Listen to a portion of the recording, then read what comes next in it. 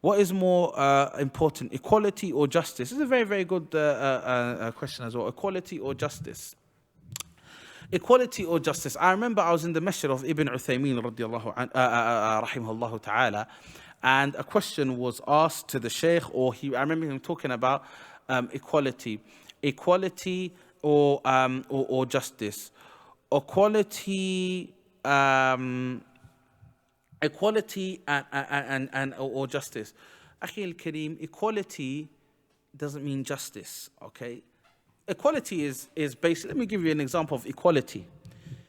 If there's a person who's a severe dyslexic and you want him to do an exam, and you have a person who's a maths genius, you can't allow a severe dyslexic and